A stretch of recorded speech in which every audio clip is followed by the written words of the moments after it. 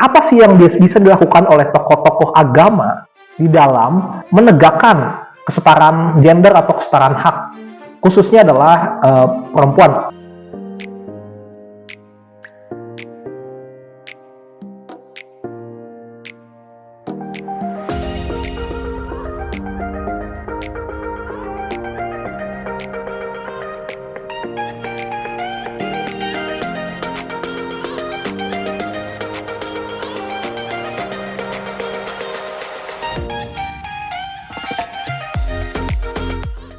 Kita sadar bahwa Indonesia begitu kuat dengan budayanya, ya.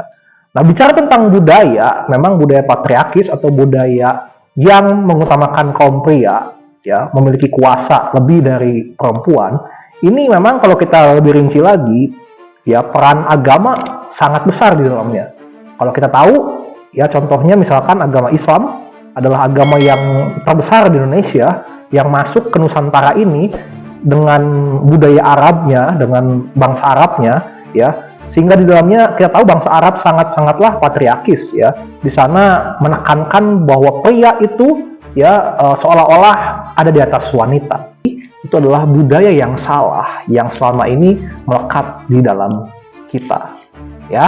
Karena di dalam sabda Allah tidak membedakan toh antara laki-laki dan perempuan. Allah tidak menciptakan laki-laki lebih superior dari perempuan, atau perempuan sebaliknya tidak lebih superior dari laki-laki, ya. Betul, perempuan harus menghormati laki-laki, atau istri menghormati laki-laki, tetapi laki pun harus mengasihi istrinya. Jadi saling melengkapi. Lebih terlihat ketika zaman jahiliyah. Ini di pandangan umat muslim atau pandangan Islam, ini jahiliyah ini artinya adalah kebodohan atau ketidaktahuan, hal-hal yang bersifat baik secara rohani begitu, ya. Contohnya misalkan adanya peperangan, ya, adanya budaya pesta pora, mabuk-mabukan yang tidak sesuai dengan syarat Islam atau nilai-nilai Islam ketika itu sebelum Islam datang. Salah satu isu yang ada di dalam jahiliyah ini adalah eksplorasi terhadap kaum wanita atau perempuan, ya, atau penindasan terhadap kaum perempuan gitu, ya. Inilah yang akhirnya nanti mau diubah oleh Islam, ya, oleh siapa lagi kalau bukan Muhammad.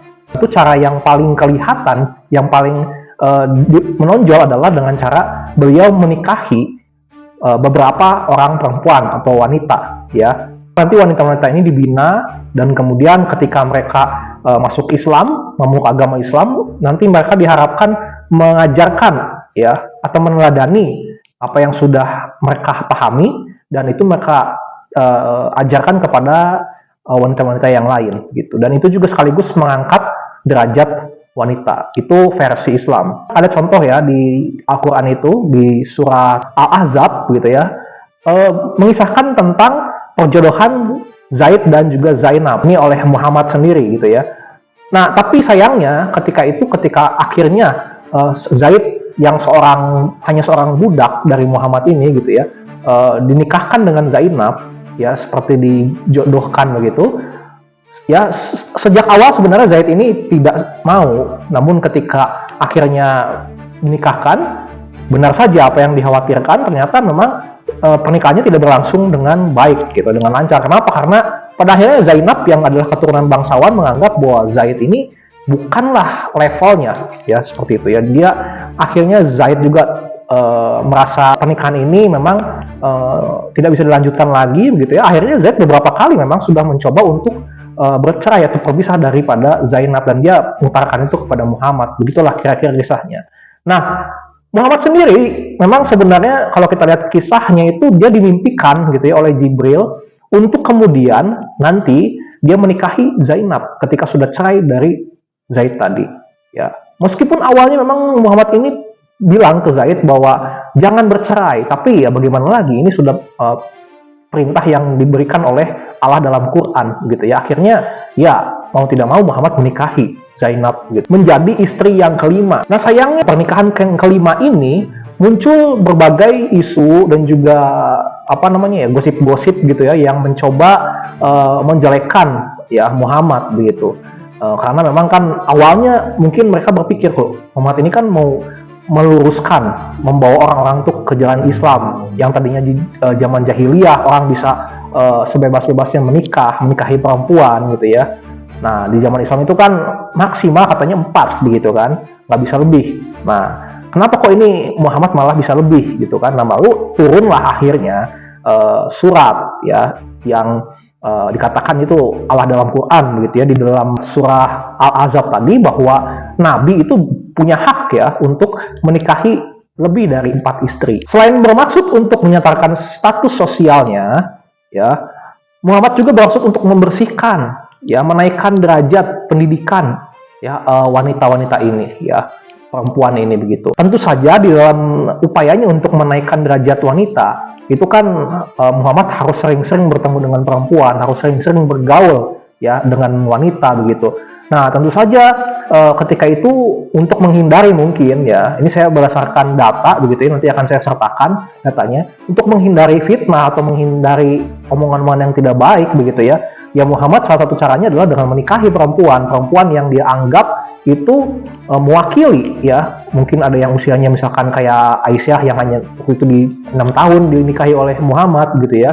Yang kemudian juga ada istri-istri yang di atas dia jauh umurnya begitu ya. Nah, itu dinikahi dengan maksud tujuan dari berbagai kalangan, dari berbagai usia, berbagai jenis keterampilan yang mereka miliki untuk mewakili perempuan-perempuan. Nanti ketika mereka akhirnya dinikahi, dibekali dengan agama Islam, dan akhirnya mereka ini diutuslah seperti itu supaya nanti mereka akan menyebarkan Islam kepada perempuan-perempuan yang lain, dan akhirnya diharapkan menyetarakan ya kedudukan wanita. Dengan demikian, kalau berdasarkan sumber juga diharapkan sebenarnya itu perempuan-perempuan yang dinikah oleh Muhammad ada sekitar 13 orang ya, itu sudah mewakili lah, cukup untuk mewakili semua perempuan yang ada di dunia. Total semua ada 13 wanita yang dinikahi oleh Muhammad. Ya, kita anggap 13 lah kalau ada yang menganggap 10. Ada misal dari awal ada Khadijah, ya, ada Saudah, ada Aisyah, ada Hafsah, ya, ada Zainab binti Huzaimah, ada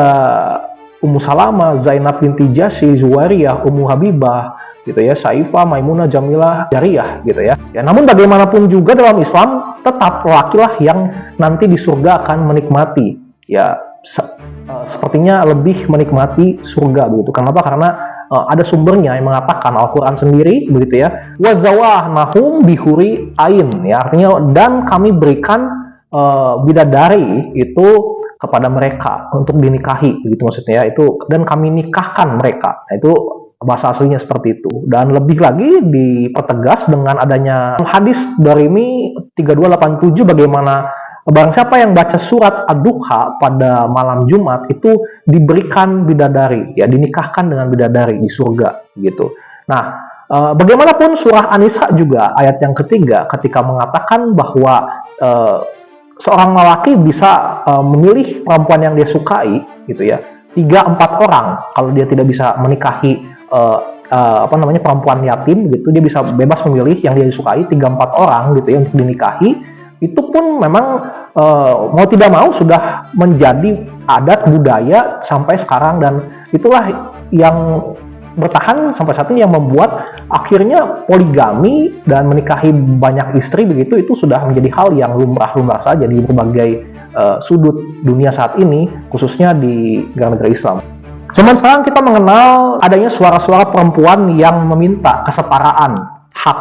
Makanya ada Komisi Perlindungan Wanita ya, yang dibentuk untuk mewadahi perjuangan para wanita-wanita yang sebelumnya gitu ya. Seperti kita tahu bahwa Raden Ajeng Kartini itu salah satu pelopor ya memperjuangkan hak wanita di negeri kita ya. Dia membuka pendidikan bagi wanita, dia bahkan menolak ya adat yang terlihat meninggikan pria di atas wanita. Dia bahkan menolak tentang poligami, meskipun dia sendiri menjadi ya korban poligami, tapi ternyata ketika saya baca lagi itu dia punya alasan yang mulia. Kenapa? Karena dia dibalik dia dijadikan poligami begitu, dia ternyata punya syarat bahwa dia harus diizinkan untuk membuka sekolah untuk perempuan. Luar biasa, ini pengorbanan. Padahal Raden Ajeng Kartini ini adalah seorang muslimah, bahkan dia murid seorang guru dari guru di Nusantara, Kiai Soleh Darat begitu ya. Ketika dia belajar dari Kiai Soleh Darat ini, dia pun sangat kritis. Bahkan ketika dia minta kepada gurunya ini, kenapa kok hanya menghafal katanya gitu ya? Kenapa tidak kita belajar tentang maknanya? Akhirnya dari sinilah gurunya membuat tafsiran tentang Quran gitu. Dia berikan kepada Kartini. Sebelum era Kartini di Afghanistan tahun 1920, ada seorang ratu bernama Ratu Soraya ya. Dia mengangkat pendidikan perempuan, isu kerudung, ya, dan anti poligami. Jadi dia adalah istri dari seorang raja bernama Amanullah Khan. Ya, rajanya pun sama, punya suara yang sama, yaitu bagaimana memperjuangkan hak perempuan. Ya, dia tidak mau punya selir, di mana selir ini menjadi sudah menjadi darah daging lah di kerajaan-kerajaan Islam terutama begitu ya. Nah, seumur hidupnya mereka mendedikasikan diri untuk memperjuangkan hak perempuan, ya, dan meningkatkan derajat wanita di mata dunia. Nah, namun orang-orang seperti mereka, sayang sekali sering dianggap sebagai kaum feminis liberal, gitu ya. Jadi seringkali dimusuhi oleh orang-orang yang memakai kedok agama tadi. Karena apa? Karena ya mungkin mereka oleh satu agama dipandang, wah ini melawan agama saya, melawan perintah Nabi saya, gitu kan?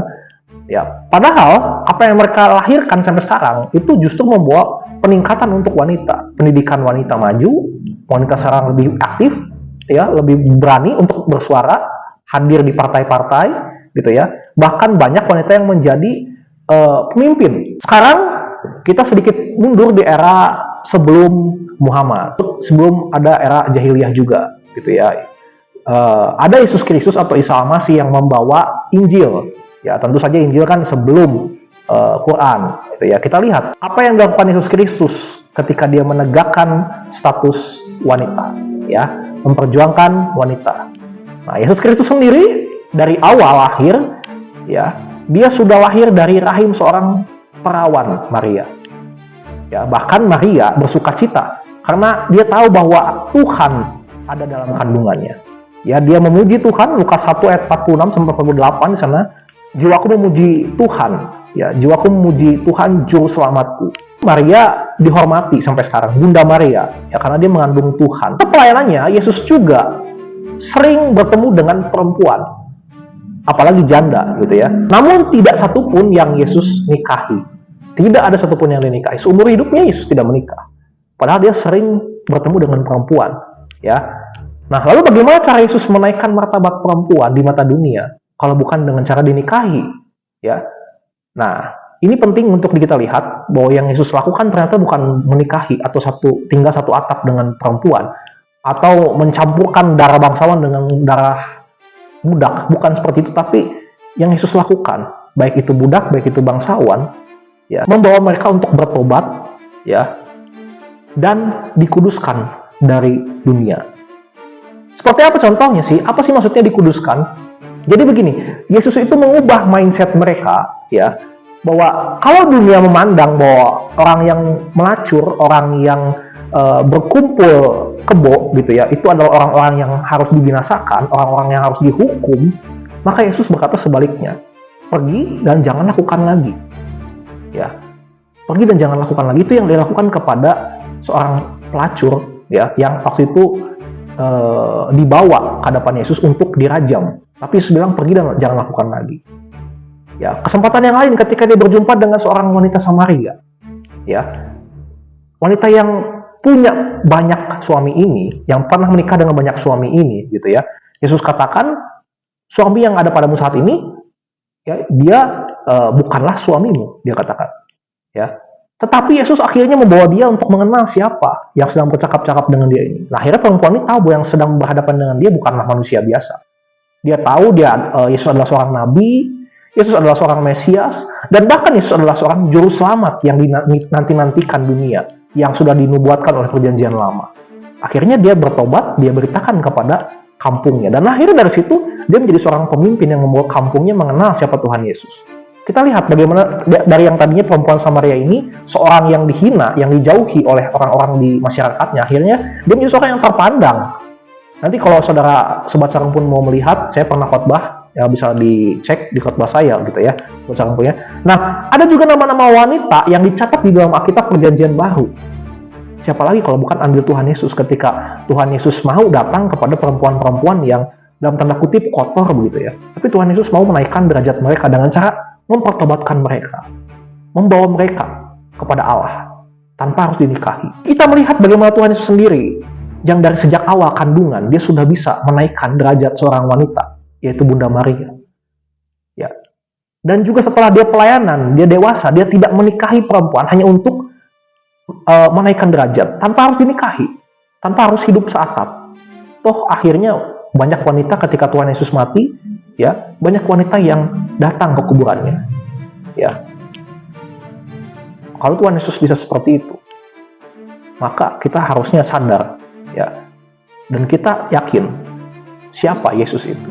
Apakah dia hanya sekadar pahlawan untuk perempuan? Saya rasa lebih. Ya, itu saja. Kiranya ini boleh memberkati kita. Tuhan Yesus memberkati.